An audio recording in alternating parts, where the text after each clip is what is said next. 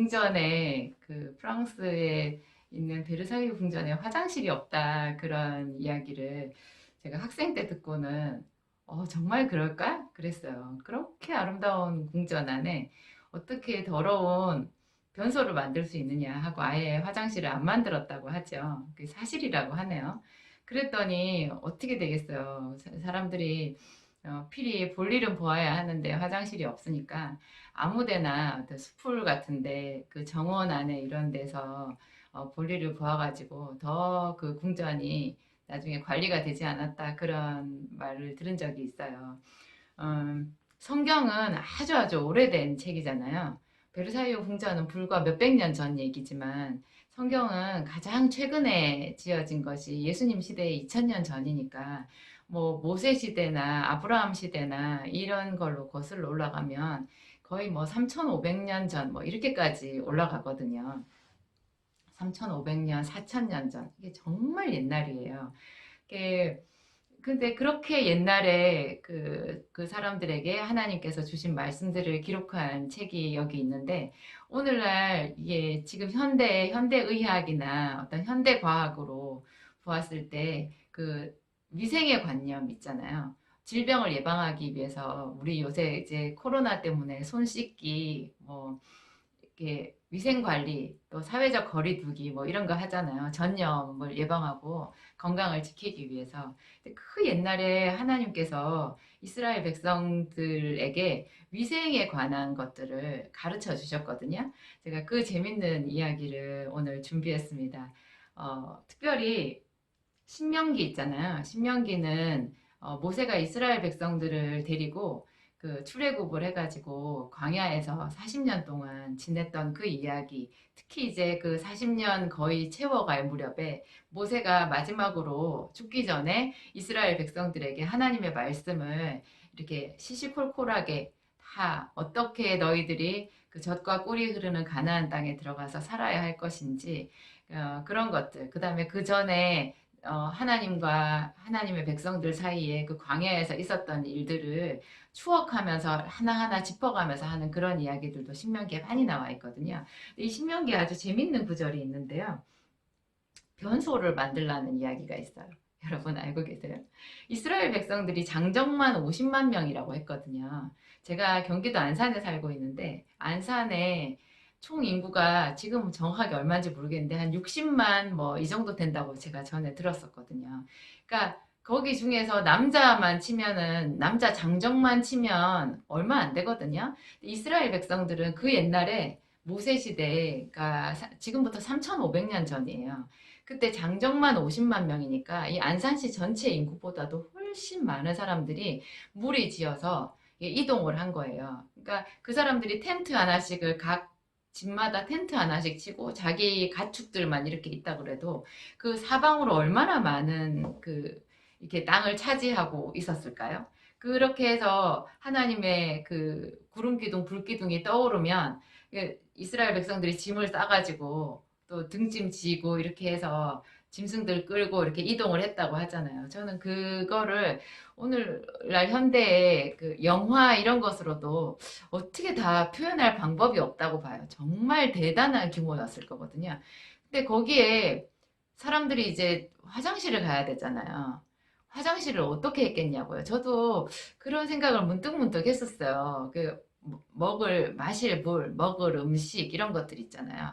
그 하나님께서 반석에서 물을 이렇게 반석을 쳐서 물을 주신 적이 있잖아요. 그 물이 우리 보통 그 생각할 때 그냥 편안하게 무심결에 이렇게 생각을 하면 뭐 약수터에 물 쫄쫄 나오는 그런 정도로 물이 나왔을 거라고 생각하는데요.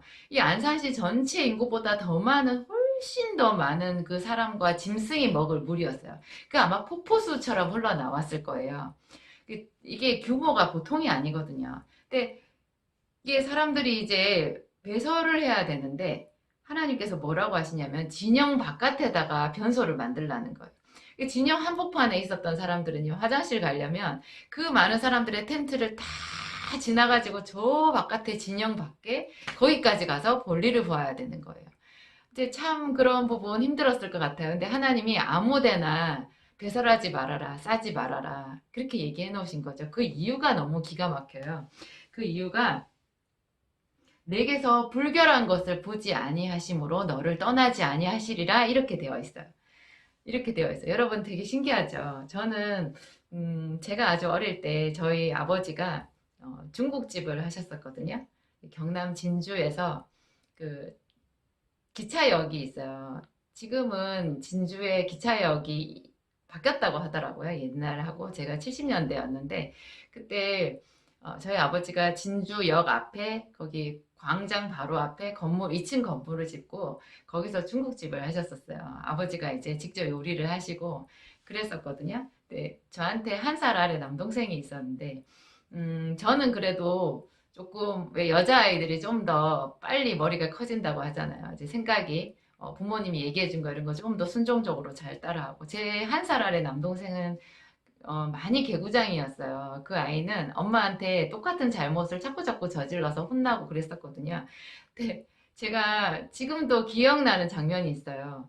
그 아버지가 일하는 그 중국집 주방에 있잖아요. 그 주방 바닥에 이만한 고무다라에 그 짜장면 먹던 그릇하고 이런 것들이 짬뽕 그릇하고 이런 것들이 잔뜩 들어가 있고 거기 이렇게 물이 철렁철렁하게 설거지통이에요.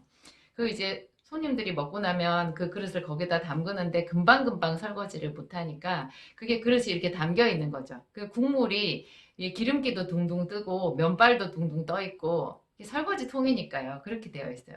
제 남동생이 거기서 쪼그리고 앉아서 설거지통에다가 그 물 위에 자기 벗은 고무신을 한 짝을 그 위에 띄우면서 놀고 있는 거예요. 작은 그 애기들 신는 고무신, 그 고무신을 그 위에다가 띄워서 뱃놀이를 하면서 놀고 있더라고요. 저는 턱을 고이고 앉아서 무심결에 동생을 이렇게 보고 있었어요. 근데 동생이 그거를 고무신을 동동 띄우다가 혼자서 막 재미있게 놀다가 그 고무신을 잡더니 설거지통 물을 거기다가 딱 떠서 쭉 마시는 거예요. 제가 경악을 했거든요. 소리를 막 질렀어요. 엄마를 불렀어요. 엄마, 엄마, 엄마. 제가 엄마 마시지 말라 그랬는데, 먹지 말라 그랬는데, 또 저 고무신으로 설거지 물을 마셨어요. 그리고 제가 막 소리를 지르고 엄마한테 고했어요, 그거를. 근데 제가 그렇게 막 고했던 장면이 지금도 어렴풋하게 제 기억 속에 있는 거예요. 얼마나 더러워요. 설거지통 물을 어떻게 지가 신던 고무신에다가 설거지통 물을 떠가지고 그걸로 놀다가 목마르니까 그 물을 마시는 거죠. 애기니까 그게 더럽다라는 것을 전혀 모르는 거예요. 여러분, 그게 제가 오늘 말씀드리고자 하는 게 뭐냐면요. 이게, 죄와 그 더러운 것은 똑같다라는 거예요. 죄는 우리 영혼을 더럽게 하고, 우리 눈에 보이게 더러운 것은 우리 몸을 오염시키는 거죠. 그래서 질병에 쉽게 감염되게 만들어요.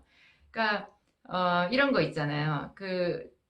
저는 이제 제 남동생보다는 조금 커서 그게 더럽다라는 것을 알았기 때문에 기겁을 하고 먹지 말라고 한 거잖아요. 제 힘으로 막을 수 없으니까 저희 엄마를 부른 건데, 우리 중에서 정말 이것이 더럽다라는 것을 알면 누가 그런 더러운 일을 하겠어요. 근데 우리는 위생관념에 있어서는 뭐 현대과학의 또 교육의 힘을 빌려서 목욕도 해야 되고 이도 닦아야 되고 머리도 감아야 되고 이런 것은 알거든요.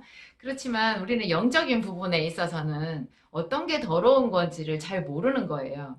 그래가지고 하나님이 보시기에는 설거지통에 물을 고무신으로 떠서 마시는 것 같이 그렇게 더러운 건데 자기는 알지 못하고 더러운 죄의 일들을 이렇게 일삼게 되는 거죠. 그래서 그런 것들이 우리에게 켜켜로 쌓여가지고 우리가 하나님을 느낄 수 없게 되는 것 같아요. 우리는 아주 어렸을 때부터, 날 때부터 죄인으로 태어나잖아요. 저는 왜 제가 하나님이 느껴지지 않을까? 제일 처음에 성경을 봤을 때도 성경 그 말씀을 하나도 이해할 수도 없고, 하나님께 기도를 하려고 해도 할 수도 없는 그것이 너무너무 답답하고 고통스러웠었거든요. 그래서 혼자 기도실에 들어가서 실컷 자기 일을 하나님께 아뢰고 얼굴에 눈물이 범벅이 되어서 나오는 어떤 그 3년 선배인 언니를 보고 제가 그렇게 부러워했었어요. 저는 너무너무 답답한데도 기도실에 들어가서 기도를 하려고 하지만 기도를 할 수가 없었고 제 마음이 토해내어지지를 않고 위로를 느낄 수가 없었거든요. 그 언니는 그게 소통이 되는 거잖아요. 그러니까 하나님 앞에 자기의 짐을 내려놓을 수 있고 하나님의 위로를 받을 수 있고 또 때로는 하나님께 좋은 응답을 받아서 자기가 뭘 잘못했는지 이런 것도 이렇게 찾아낼 수 있는 그런 영감이 있었어요. 근데 너무 우리는 하나님을 알지 못하고 어릴 때부터 날 때부터 그냥 그렇게 원죄를 이제 지고 태어나니까요. 하나님이 느껴지지를 않잖아요. 그러니까 우리의 지각으로는 거룩이 뭔지, 죄가 뭔지 분별을 할 수가 없는 거예요. 그래서 내 스스로는 뭐 이렇게 머리를 감는 것 같이, 세수를 하는 것 같이, 수염을 깎는 것 같이 어떤 나를 어, 깨끗하게 하고 더러운 것에서부터 피하게 하는 그런 일들을 하지만 이런 영적인 부분에 있어서는 이거를 분간하지 못하고 그냥 죄 가운데에서 살게 된다는 거죠. 하나님이 그 변소의 문제가 똑같이 우리의 죄의 문제처럼 멀리 해야 된다라는 것. 그래서 변을 아무데나 보고 지저분하면 하나님의 영이 올 수 없다고 말씀을 하시잖아요. 저는 이게 두 가지가 똑같다라는 거를 이렇게 말씀을 드리는 거예요.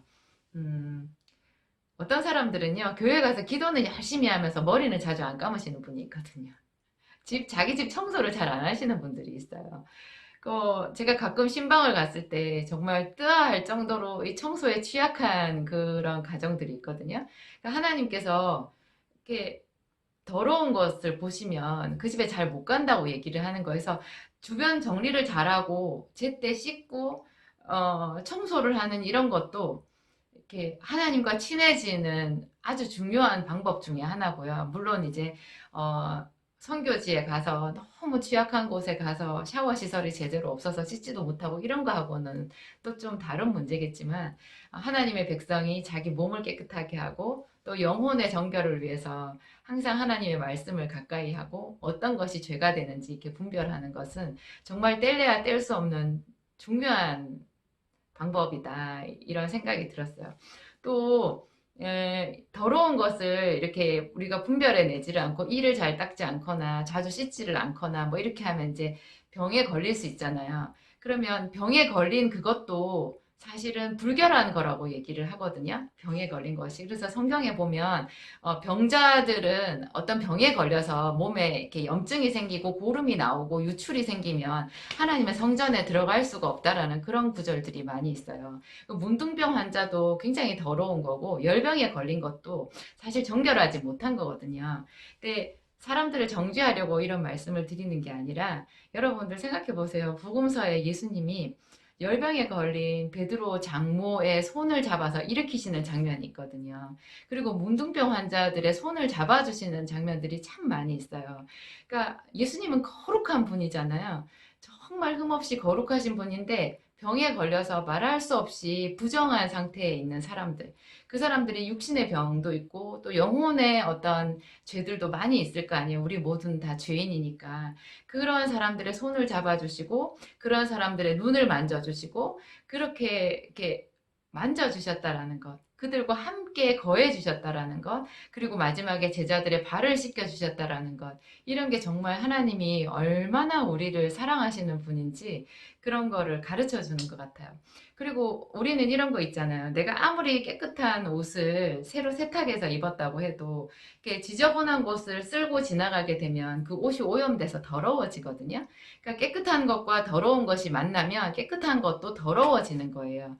그런데 예수님은 정말 깨끗하신 분이잖아요. 우리가 예수님께 접촉이 되면 예수님이 더러워지는 게 아니라 더러운 우리가 깨끗해지는 반전의 역사가 있어요. 그것이 하나님의 권능이고 하나님의 사랑이고 하나님이 우리 곁에 오신 이유고 그렇게 되는 것 같아요. 오늘 제가 좀 두서없이 말씀드렸는데 여러분 더 청결하게 영적으로나 육신적으로나 모든 면에서 하나님과 가까워지는 그런 생활을 하도록 해봅시다. 감사드립니다.